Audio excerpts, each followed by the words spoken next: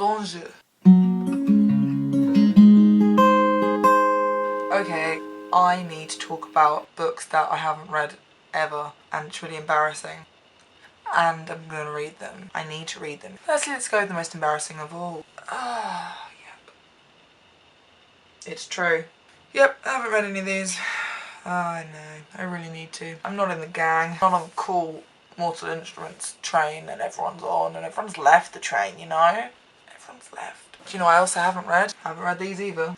Don't even ask me why one of these is a paperback. I don't know. I thought I just didn't introduce those because they didn't need an introduction. Next, we've got my assortment of Game of Thrones books, which I collected solely from charity shops and one from eBay. So, we've got A Game of Thrones by just thinking of Tolkien here. George R.R. Martin. I don't even know what order these go in. Then we got New, as in new cover. Then we got New. Then we got, I think this is the first cover, but I might be wrong. But I think it's cool and I wish I had all of them in this cover, but alas. And Without a Dust cover, but it's still beautiful. Really should read those because I haven't watched the TV series because I don't want to ruin it for myself. I don't want to ruin the books for myself, I mean, by watching the TV series. The Darkest Minds by Alexandra Bracken. I have got through this far. It hasn't captured me yet, but I might have moved on to another book because I had Red Rising to read, so I read Red Rising instead. So far, I've got up to, what's her name? Ruby? Is her name Ruby? Ruby. I think her name's Ruby. This is a strangely small square book. All these kids get diseases. Some of them die. The majority of them die. Some of them don't, and they end up getting these weird powers, and they're violent powers. They're not like reading minds and flying.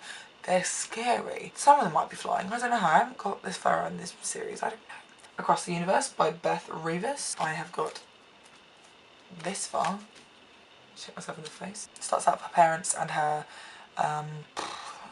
going to sleep, as in like being frozen in time for 300 years or something like that. I don't know. Something happens and she gets woken up. But I haven't got that far yet. I really want to read this book.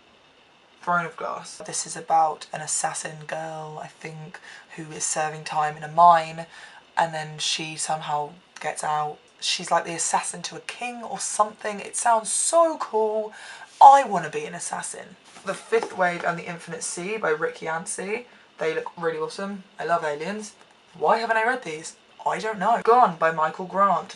There was nothing I enjoyed more when I was a kid than thinking that all parents and all adults would disappear and kids would rule the world. This was my idea, Michael Grant. The Maze Runner by, who was this by? James Dashner, I knew that. Boy, Thomas wakes up in a maze.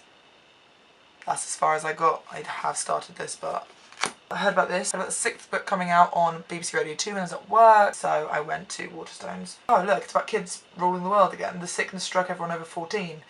Looks really good. Delirium by Lauren Oliver. I think it's about everyone thinks love is a disease and then this girl falls in love. Oh. Angel Fall by Susan E. I think it's about angels. I don't know. I don't get the angel thing.